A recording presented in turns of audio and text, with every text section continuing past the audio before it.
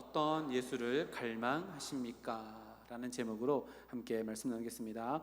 오늘 옆에 있는 분들 축복하며 인사할까요? 당신은 하나님의 기쁨입니다. 세 분 이상 인사하겠습니다. 당신 하나님의 기쁨입니다. 당신 하나님의 기쁨입니다. 당신은 하나님의 기쁨입니다. 아멘.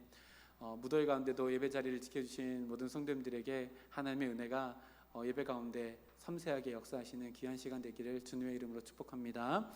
어떤 예수를 갈망하십니까? 라는 제목으로 함께 말씀 나누겠습니다.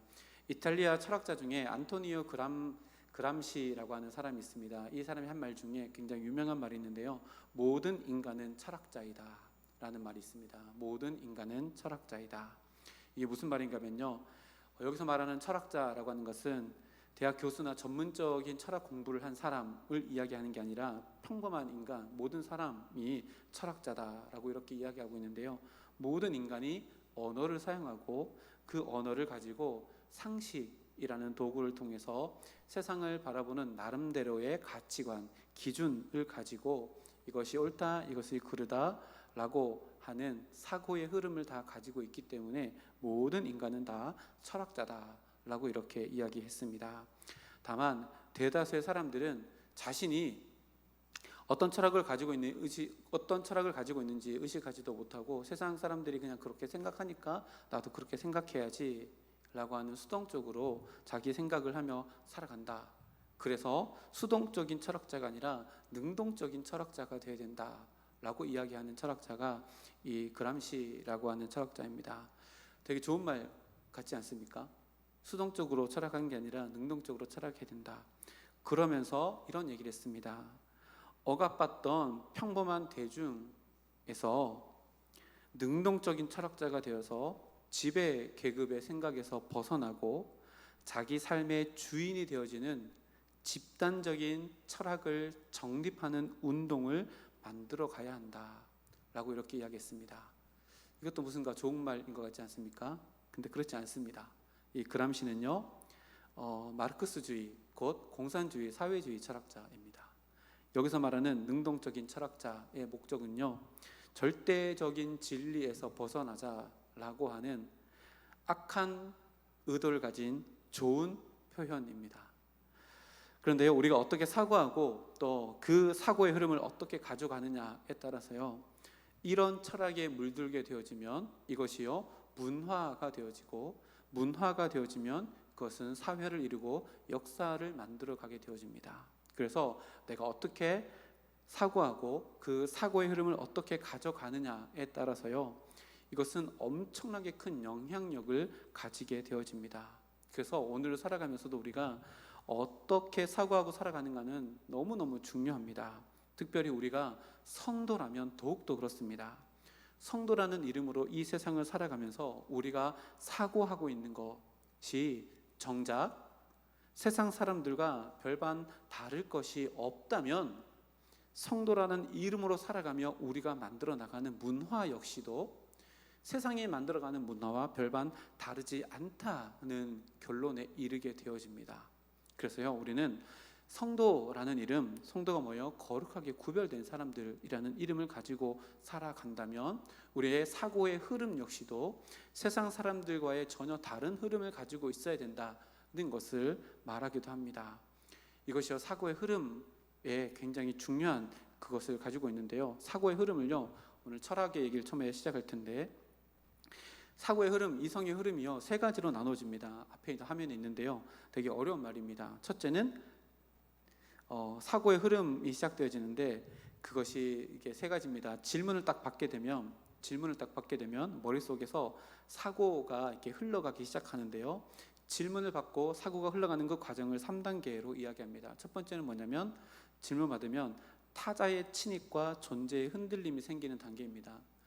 그 철학자들은 말을 어렵게 합니다. 이게 무슨 말인가 하면요, 질문이라는 게 나한테 딱 들어오면 이 질문은요, 나에게는 타자, 낯선 사람이 됩니다.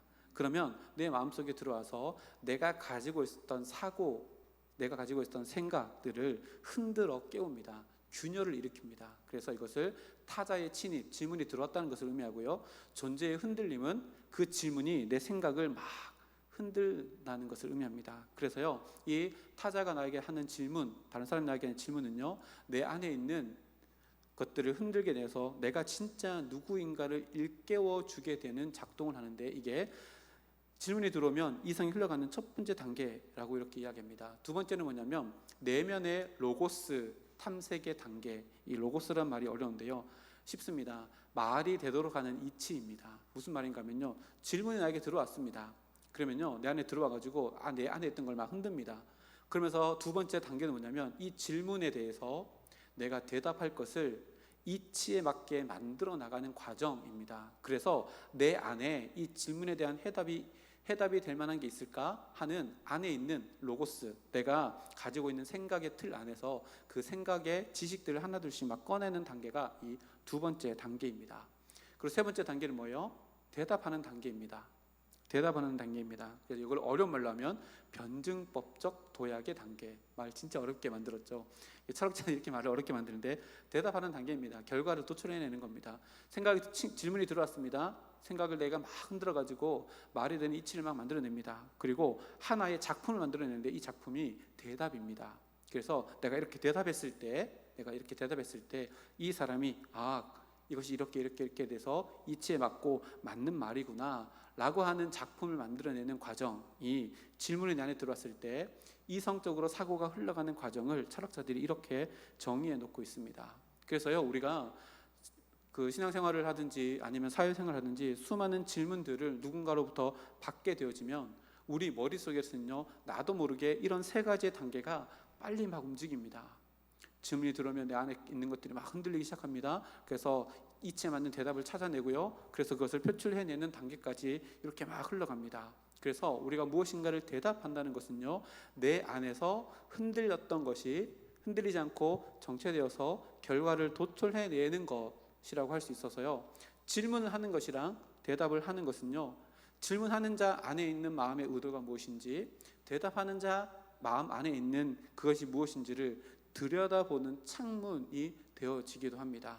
그래서 이 사람이 나를 처음 만났는데 어떤 질문을 하느냐를 보면요, 이 사람이 평소에 어떤 생각을 하느냐를 알게 되어지고, 그 질문을 받고 대답하는데 이렇게 대답했다면 평소에 그 사람이 어떻게 생각하는지를 알게 되어진다는 것을 이렇게 이야기합니다. 오늘 이렇게 질문, 사고의 흐름으로 말씀을 시작했는데요, 오늘 본문 말씀에 보면 굉장히 거대한 질문에 대한 무리들의 대답이 나옵니다. 이 질문의 이 대답에 대한 무리들과 이 질문한 사람의 의도가 무엇인가를 함께 살펴보려고 하는데요, 그 말씀 속으로 들어가 보면 11절 말씀 보면 이제 예수님께서 총독 앞에 서게 되어집니다. 대제사장들, 종교 지도자들이, 사내들인 공무원들이 이제 마침내 예수님을 빌라도 앞에 세워놓습니다.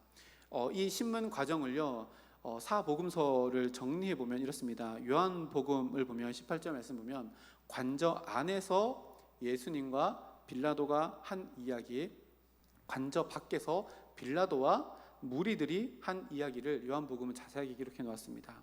누가는요, 예수님과 헤롯과의 관계 속에서 주어진 내용에 대해서 굉장히 상세하게 기록해 놨고, 빌라도는 그것에서 플러스해서 뭘 기록해 놨냐면 빌라도의 아내의 꿈 이야기가 들어가 있고, 또 빌라도가 예수님이 신문해 봤더니 사형에 해당할 만한 죄가 아니라는 것을 알고 무죄 선고를 해야 함에도 불구하고 무리의 선동에 의해서 무죄 선고를 하지 못해서 무죄 선언을 하지 못해서 손을 씻는 이런 모습들도 마태는 기록해 놓고 있습니다. 중요한 것은요, 이런 모든 과정 속에서 성경이 이야기하는 건 뭐냐면 사내들이, 공회원들이 예수님을 고발할 때 죄목이 뭐였어요? 우리 지난주에 말씀 나눴는데 신성모독죄였습니다. 그렇죠? 신성모독죄였습니다. 그런데 이 신성모독이라고 하는 죄는요, 지금 예수님 앞에 서 있는 빌라도에게는요 관심 밖에 있는 일이었습니다. 왜 그럴까요? 빌라도는 유대 사람이 아니라 로마 사람이기 때문에 그렇습니다. 빌라도는요 그저 유대 지역을 다스리는 총독이기 때문에 유대인들 안에서의 싸움, 종교적인 싸움인 이 신성모독에는 관심이 전혀 없었습니다. 빌라도는 그냥 로마 자기가 다스리고 있는 이 땅 안에서 유대 민족이든 어떤 민족이든 밀란이 일어나지 않고 반란이 일어나지 않도록 하는 것에만 관심이 있었습니다. 그런데 종교 지도자들이 정치 세력인 빌라도 총독과 연합해서 계속해서 기득권을 붙잡고 있었는데 이 종교 지도자들이 빌라도의 그런 입지를 몰랐을까요? 아니요, 너무나도 잘 알았습니다. 그래서요, 이 과정 속에서 어떤 일이 일어나면 누가복음 23장 2절 말씀에 보면 이렇게 기록합니다. 고발하여 이르되, 종교 지도자들이요 예수님을 고발하는데 고발할 때 어떻게 고발하는지 잘 보세요. 우리가 이 사람을 보매 우리 백성을 미혹하고 가이사에게 세금 바치는 것을 금하며 자칭 왕 그리스도다 하도이다 하니라고 고발합니다. 자, 여기에 신성 모독죄가 있는 것처럼 보이지만 교묘하게 이것을 쌓아 바꾸는 작업이 지금 고발할 때 일어납니다. 당시에 유대 사회에는요 로마의 압제 가운데 있었습니다. 근데 유대 사회 안에 많은 독립운동가들이 있었거든요. 로마로부터 우리가 독립을 해야 된다 해서 많은 독립운동가 파가 있었는데 그 중에 열심당이라고 하는 파가 있었습니다. 이 열심당이라고 하는 파는 실제로 무력으로 로마를 압도해서 정치적인 나라를 이룰 수 있다라고 믿었고, 그래서 세금 내는 것을 거부하는 자들이었습니다. 근데요, 예수님을 지금 그렇게 정치적인 세력의 우두머리라고 비치도록 고발하고 있는 모습을 지금 누가복음 23장 2절 말씀에 보게 됩니다. 그래서요, 지금 빌라도는 유대 백성들 안에서 종교적인 싸움인 신성 모독에는 전혀 관심이 없기 때문에 요거를 교묘하게 바꿔가지고 예수는 밀란을 그동안 일으켰던 열심당원들의 우두머리, 그들의 왕이다, 그리스도라고 하는 교묘하게 이 제목을 바꾸어서 빌라도에게 고발했다라고 이렇게 성경이 기록합니다.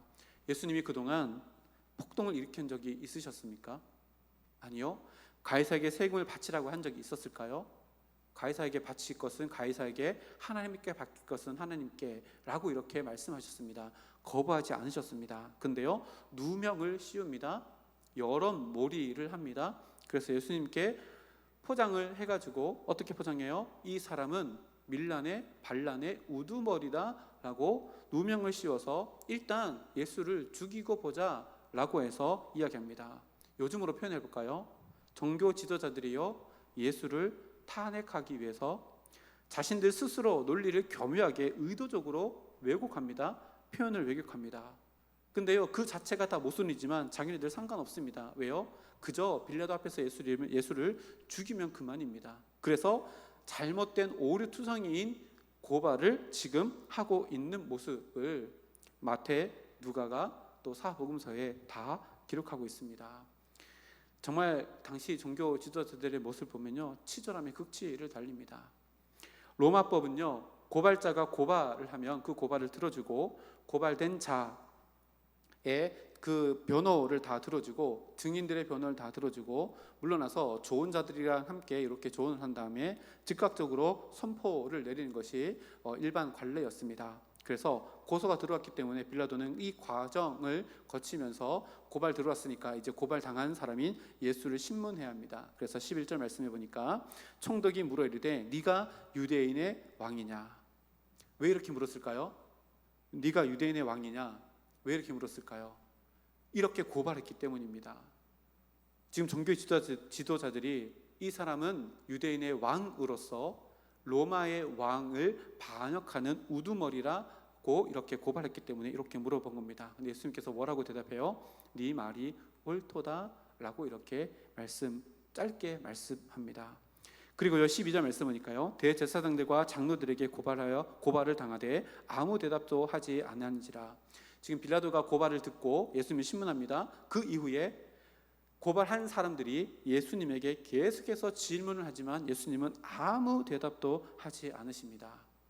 빌라도에게는 네 말이 옳다라고 하는 간략한 대답, 그리고 대제사장들과 자기를 고발한 자들의 질문에게는 아무 대답도 하지 않는 침묵으로 일관하십니다. 그래서요 빌라도가요 마음이 조급해졌습니다. 13절 말씀 보니까 이에 빌라도가 이르되 그들이 너를 쳐서 얼마나 많은 것으로 증언하는지 듣지 못하느냐 하되. 이게 무슨 말이에요? 야, 너를 이렇게 고발하는데 너 왜 아무 말도 하지 않느냐? 네가 계속해서 얘기를 해야지 재판할 거 아니냐? 라고 이렇게 계속해서 재촉합니다. 그런데요 이 말씀은 우리 지난주도 살펴봤듯이 이사야서 53장이 이루어지고 있는 순간입니다. 그가 곤욕을 당하여 괴로울 때도 그의 입을 열지 아니하였으며 마치 노숙장으로 끌려가는 어린 양과 털 깎는 자 앞에서 잠잠한 양같이 그의 입을 열지 아니하였도다. 예수님은요 간단한 대답 그리고 침묵하심으로 지금 이것을 이루어가고 계시는 장면입니다. 그런데 이런 모습을 가장 가까이서 누가 지금 살펴보고 있어요? 빌라도가 예수님 옆에서 예수님의 이런 모습들을 살펴보고 있습니다. 마태는 예수님을 옆에서 가장 먼저 살펴봤던 이 빌라도가 어떻게 반응했는지를 14절 말씀에 기록하고 있는데요, 한마디도 대답하지 아니하시니 총독이 크게 놀라워하더라 라고 이렇게 기록합니다. 처음에 빌라도가 보기에 종교 지도자들이요 매를 맞아가지고 만신창이가 된 청년 예수를 끌고 옵니다. 보니까요 로마 제국을 뒤흔들 만한 군사력이 있는 우두머리로 보이지도 않습니다. 정치가나 혁명가처럼 보이지도 않습니다. 그래서요 그냥 초라하게 보이는 이 한 청년에 대해서 그냥 질문합니다. 니까지 게 진짜 왕이란 말이냐? 이런 느낌으로 비아냥거리면서 예수님께 질문을 던졌는데 예수님은요 너무나도 초연하게 담담하게 네 말이 옳다라고 대답하시고 다른 어떤 고발자의 질문에는 대답하지 않는 모습을 보며 놀라워했다라고 하는데요, 이 표현을 보면 놀라워하다라고 하는 헬라어 원뜻이요 특별한 사건이나 사람에 대하여 도무지 이해하기 어려운 경이감으로 바라보는 것을 이야기합니다. 깊은 경이감을 예수님의 그런 모습을 통해서 봤다는 겁니다. 칼빈 주석에 보니까요 칼빈은 이것을 이렇게 표현합니다. 빌라도가 예수의 침묵 속에서 세상 왕들과는 다른 하늘의 권위를 감지했다. 여러분 빌라도가 어떤 사람이지요? 정치구단입니다. 총독입니다. 빌라도가 정치구단입니다. 정치적인 센스가 굉장히 뛰어납니다. 그 뒤에 일을 처리하는 것도 보면요 정치적인 센스가 대단한 사람이라는 것을 알 수 있습니다. 그런 빌라도의 눈에 지금까지 얼마나 많은 재판을 감당했을까요? 근데 그 모든 죄수와는 전혀 다른 모습을 보며 야 어떻게 이런 모습으로 지금 여기에 설 수 있을까? 예수님의 담담함, 초연함 그 모습을 보면서 경이감에 젖어납니다. 그래서요 빌라도의 마음속에 뭐가 생겨나게 될까요? 하나님의 존재를 발견하는 인간 가운데 나타난 것이 이 경이감인데요, 그러면 두려움이 함께 밀려옵니다. 그래서요 다른 마가나 요한복음을 보면요 누가복음에 보면 빌라도가 예수님을 감당이 안 돼가지고 그 당시 유대 지역을 지키는 분봉왕에게 보냅니다.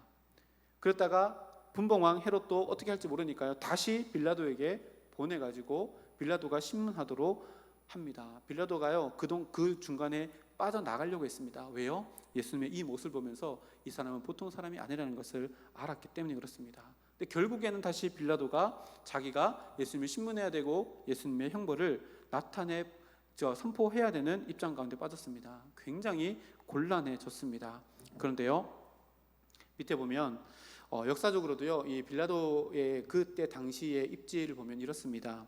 이 당시에요 그 전에도 이미 유대 지역에서 몇 차례 무력으로 열심 당원들이 반란을 일으켰던 기록들이 있습니다. 어떻게 증명할 수 있을까요? 바라바가 갇혀 있었던 것을 보면 알게 됩니다.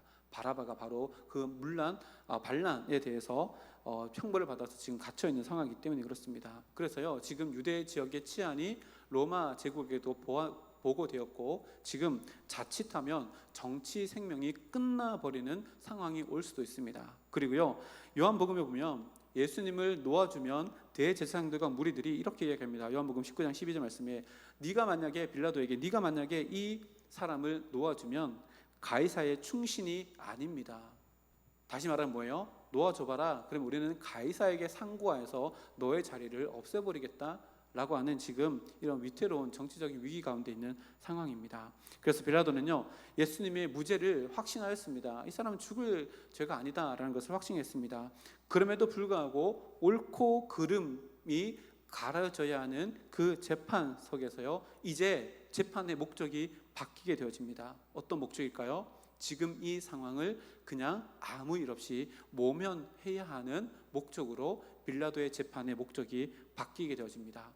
그럴 때 빌라도가요, 정치적인 센서가 활동합니다. 15절 말씀 보니까 명절이 되면 총독이 무리의 청원대로 죄수한 사람을 놓아주는 관례 전례가 있더니, 아 맞다, 지금 6월절, 6월절에는 죄수를 놓아주는 관례가 있지, 이것으로 이 문제를 해결하면 되겠다라고 하는 센스가 발동합니다. 빌라도에게는요, 재판할 때도 사죄할 수 있는 권한이 있었고 재판 이후에도 사면할 수 있는 권한이 있었습니다. 그래서 그 권한을 가지고 유대인의 전례대로 이 문제를 해결하면 좋겠다라고 이렇게 이야기하는데요, 15절 말씀을 가만히 보면 이걸 이렇게 풀어주는데요, 그 기준이 뭐냐면 무리의 청원대로라고 기록합니다. 무리의 청원대로 죄수 한 사람을 놓아줍니다. 이 관례는요, 구약의 율법이라는 기준도 아니고요, 로마의 정식 법률에 규정한 기준도 아니라 무리의 관례, 무리의 청원대로 놓아주는 관례, 전례라고 이렇게 기록합니다. 그러니까 이건 뭐예요? 올바른 정치적인 또 올바른 그 법적인 재판이 아니라요, 그냥 정치적인 특혜로 유대인들에게 환심을 사기 위한 것이라는 것을 분명히 이야기합니다. 근데 그 기준이 뭐예요? 율법도 아닙니다. 로마 법도 아닙니다. 변덕스러운 군중들의 외침이고 청원이라고 이렇게 기록합니다. 그렇게 완전히 정의, 진리가 무너져 있는 이 재판석에서 예수님이 재판을 받고 있는 과정 가운데요, 빌라도가 자신도 모르게 아주 위대한 질문을 던지는데요, 16절 17절 말씀인데 우리 앞에 화면 보고 함께 읽어보겠습니다. 16절 17절입니다. 그때에 바라바라 하는 유명한 죄수가 있는데 그들이 모였을 때에 빌라도가 물어 이르되 너희는 내가 누구를 너희에게 놓아주기를 원하느냐, 바라바냐 그리스도라 하는 예수냐 하니. 여기 보니까 17절 말씀에 바라바를 놓아주냐 아니면 그리스도라는 예수를 놓아주냐, 이 질문이요 정말로 엄청 큰 질문, 거대한 질문입니다. 왜 그런가 하면요, 한글 성경에는 제대로 번역되지 않는 한 단어가 있는데 16절 말씀을 원어를 직역한 본문을 보면 이렇게 기록되어 있습니다. 밑에 있는 건데요, 그런데 그때에 그들에게는 예수 바라바라고 불리는 악명 높은 죄수가 있었다. 바라바의 원래 이름이요 예수라고 원어에 기록되어 있습니다. 이예수라고 하는 이 헬라어인데요, 그래서 예수라고 하는 것은 구원자라고 하는 의미인데요, 그때 당시에는 굉장히 흔한 이름이었습니다. 우리로 말하면 영이, 철수 뭐 이런 의미입니다. 예수라는 이름이 굉장히 많았습니다. 그리고 그 뒤에 바라바는 뭘까요? 바는 아들이거든요. 라바는 누구누구의 아들, 아버지의 아들입니다. 그래서 바라바, 아버지의 아들, 구원자 예수라는 이름이요 예수 바라바라고 하는 이름입니다. 그래서 이 예수 바라바라고 하는 이름은요 이중적인 의미를 가지고 있습니다. 생각해 보세요. 로마 정권의 입장에서는요, 이 예수 바라바라고 하는 이 사람은요 반란을 일으켰던 주동자입니다. 로마 입장에서는요 굉장히 악명 높은 테러리스트입니다. 근데 반대로요, 이중적으로 로마의 압제를 받고 있던 유대인들에게는 어떤 사람일까요? 민족의 영웅입니다. 왜요? 부족하지만 자기가 가지고 있는 힘을 가지고 지금 우리나라를 짓밟고 있는 로마에 대적했던 민족의 영웅 중에 영웅이 바라바입니다. 그러니까요, 지금 빌라도 앞에 서 있는 두 사람은요 둘 다 동일한 이름인 예수라고 하는 이름을 가진 사람이 서 있습니다. 한쪽에는요 아주 강한 민족주의적인 사상을 가지고 때로는 폭력을 행해서라도 민족을 다시금 일으켜 세워야 나가야 된다고 이야기하는 혁명가, 스스로 구원자라고 일컬어지는 예수 바라바가 있고, 한쪽에는요 평화 섬김의 대명사로 계속해서 낮은 곳을 향해서 가는 예수 그리스도가 서 있는 상황입니다. 다르게 표현해 볼까요? 한쪽에는요 바라바 그 이름처럼 인간의 아들이 서 있고 한쪽에는 하나님의 아들이 서 있습니다. 다시 말하면요, 빌라도가 던진 질문은 빌라도도 모르게 온 인류에게 던지는 어마어마한 거대한 질문이 되어집니다.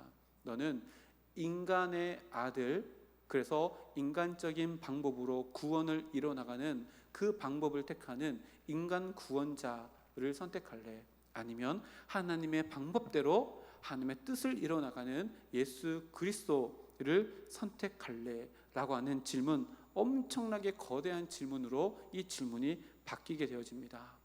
세상 사람들은요, 칼과 힘에 의한, 그리고 짜릿하고 당장 눈앞에서 무엇인가 성과가 보여지는, 그리고 자기의 감정을 시원하게 해소시켜줄 수 있는 그 영웅, 그 방법들을 선택하는 것을 즐겨합니다.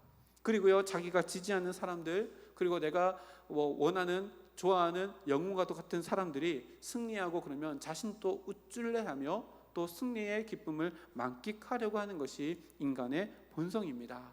그런데요, 하나님께서 예수님 통해서 이루시고자 하시는 해방은 전혀 다른 모습입니다. 고난 중에도 침묵하는 방법으로 이루어 나가는 해방이고요, 싸워서 힘으로 제압하는 혁명이 아닙니다. 오히려 낮아지고 낮아져서 어디까지 낮아져요? 십자가에 죽기까지 낮아짐으로 이루고자 하시는 승리입니다. 전혀 다른 두 가지의 방법으로 전혀 다른, 결이 다르고 또 격이 다른 구원을 이뤄나가는 모습, 너는 둘 중에 어떤 것을 원하느냐라고 하는 질문입니다. 보세요, 예수님께서 이루어나가시려고 하는 이 구원의 방법, 십자가를 향하는 방법 속에서는요, 우리의 감정을 속 시원하게 풀어낼 수 있는 어떤 것도 없습니다. 고난을 고스란히 다 짊어져야 하기 때문입니다. 고난만 짊어집니까? 침묵해야 합니다. 인내해야 합니다. 그 아픔을 몸으로 다 감내해내야 합니다. 그리고 죽음이라고 하는 눈앞에 보이는 그 무덤에 들어가야 하는 과정을 겪어야지만 쟁취할 수 있는 이 희망이, 소망이 바로 예수님께서 우리들에게 보여주시는 해방이라는 것을 오늘 말씀을 통해 우리들에게 이야기합니다. 빌라도가 그러니까 질문 던지는 것은요, 엄청나게 거대한 질문이고 우리 인생에 있어서 반드시 짚고 넘어가야 될 질문이라는 것을 이렇게 이야기합니다. 그런데요, 이 질문을 받은 무리들 18절 말씀 보면요, 이렇게 질문을 던지면서 이 빌라도가 어떤 마음속으로 어떤 생각을 했냐면, 이는 그가 그들의 시기로 예수를 넘겨준 줄을 알미더라. 이게 무슨 의미일까요? 빌라도가요, 정치 센스가 백단입니다.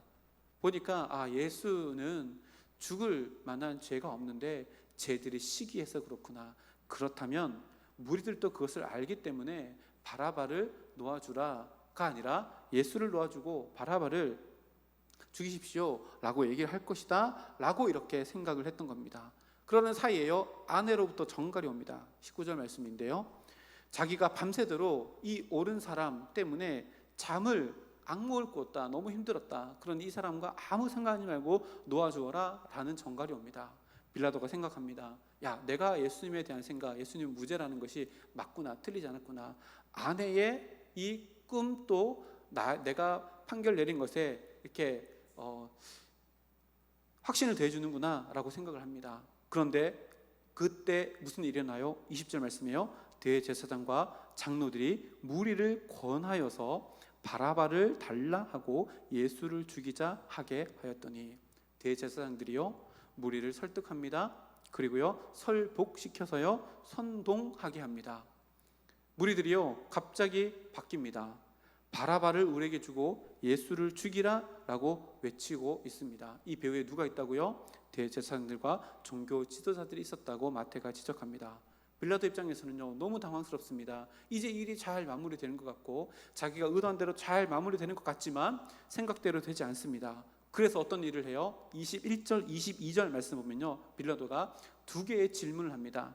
근데 이 질문의 의도가 뭐냐면요, 답을 듣기 위해서가 아니라 자기에게 예수님에 대한 모든 책임이 없다고 무리들에게 전가하기 위해서 이 질문을 던집니다. 21절 말씀에 어떤 질문을 던지냐면, 이 둘 중에 누구를 너에게 놓아주기를 원하느냐? 무리들이 대답합니다. 바라바입니다. 또 질문합니다. 그러면 그리스도라는 예수를 내가 어떻게 하기를 원하느냐? 십자가에 못 박아 죽여야 됩니다. 왜 이렇게 해요? 자기가 그렇게 하지 않고 너희들이 그렇게 하기를 결정했다. 나는 아무런 책임이 없다. 그리고 손을 씻지요.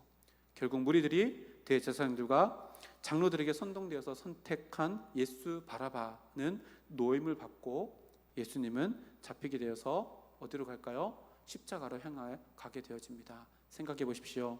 대제사장들과 종교 지도자들이 왜 예수가 아니라 바라바를 원했을까요? 예수는 통제되지 않지만 통제가 가능한 영웅인 예수 바라바를 선택했던 겁니다. 다시 말하면요, 그들은 하나님을 통제하려고 하는 마음 때문에 예수님을 통제되지 않으니 죽이려고 하는 모습이 고스란히 드러나고 있다는 것을 우리들에게 보여줍니다. 생각해 보십시오. 우리도 매일매일 살아가면서요, 결국 이 질문 앞에 서게 되어집니다. 너는 이 세상을 살아갈 때 세상의 방법으로 살아가며 육신의 만족, 감정의 해소를 위해서 오늘 하루를 살아갈래?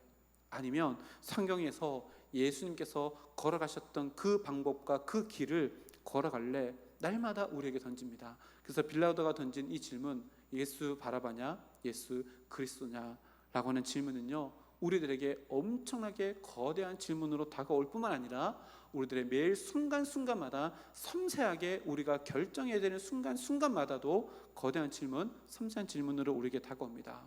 아까 얘기했죠. 질문이 우리에게 다가오면 우리 마음속에서요, 흔들린 요동이 시작합니다. 이 질문에 답을 하기 위해서입니다. 근데요, 보세요. 오늘 본문 말씀에 있는 무리들은 질문이 들어왔어요. 근데요, 그 흔들리는 선동 가운데 하나님의 말씀을 기준하지 않고 옆에서 분위기를 만들어가는 대제사장과 종교 지도자들의 이야기를 듣고 자기의 마음의 기준을 바꾸어서 예수님을 죽이기로 결정하고 자기의 마음에 시원한 대로 하려고 결정하게 되어집니다. 그런데요, 성경은 분명히 이야기합니다. 예수님은 어떻게 하셨어요? 그 모든 사람들의 말에 귀 기울인 것이 아니라 그 자리에서도 하나님과 함께하는 교제를 통해 하나님께서 주시는 사명을 기준을 따라서 그곳 가운데 분명히 내가 걸어가야 될 길을 묵묵히 걸어가고 계시고 고통과 고난, 비난을 감내하고 계신다는 것을 우리가 보게 되어집니다. 그러니요, 오늘 말씀의 제목처럼 어떤 예수를 갈망합니까? 오늘 예수가 두 명이 나왔습니다. 예수 바라바, 한쪽은요 예수 그리스도. 가만히 한번 생각해 보십시오. 우리는요, 때로 예수 그리스도가 아니라요 예수 바라바의 길을 선호하고 갈망하며 살아갈 때가 있습니다. 내 육신이 원하는 대로, 내 감정이 원하는 대로, 내 기분이 원하는 대로 곧장 육신의 방법대로 그것을 해소하려고 하는 우리들의 마음이 우리들의 마음 가운데도 있다는 겁니다. 다시 말하면 오늘 외쳤던 무리들의 외침이요, 무언을 통해서 내 마음속에서 외쳐지고 있지는 않는가? 날마다 우리의 삶과 우리의 마음을 돌아보게 하는 질문이 바로 이 질문이라는 것을 오늘 말씀을 통해서 깨닫고요, 내 삶 가운데 나는 예수 바라봐, 내 육신을 만족하게 하는 내 눈앞에 보이는 그 어떠한 결과를 위해 쫓아가는 그게 아니라 예수 그리스도, 하나님의 뜻을 또 쫓아서 인내하며 고난도 감내하는 그런 길을 걸어가겠노라 결단하는 우리 모두가 되기를 주님의 이름으로 축복합니다. 한번 생각해 보세요. 예수님은 잡혔어요. 근데 바라바는요, 그곳에서 노임을 받게 됩니다. 저는 이 장면을요, 지난번에도 영상으로 제가 한번 보여드렸잖아요. 예수님 영화에서 바라바 역할을 했던 그분이요, 실제로 영화를 찍으면서 예수님을 역할을 하는 그분을 바라볼 때 예수님의 눈동자 안에서 진짜 예수를 만나고, 그분이요 거기에서 무실로 앉아있는데 거기에서 예수를 만나고 이제는 예수님을 증거하는 사람으로 삶이 완전히 변화되었습니다.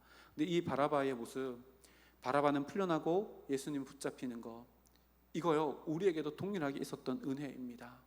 예수님께서 나 때문에 죄에 옥에 맺혀서 십자가에 달려 죽으실 때 그거로 말미암아 우리는 노임을 받았습니다. 이것이 우리의 영적인 현주소입니다. 그렇다면 우리는 예수 바라바를 선택할 것인가, 예수 그리스도를 선택할 것인가, 우리의 삶 가운데 더 선명하게 보여지게 될 것입니다. 주님께로 더 가까이 나아가는 예수 그리스도가 언제나 내 선택의 최우선 순위에 있는 우리 모두가 되기를 주님의 이름으로 축복합니다. 함께 기도하겠습니다. 하나님,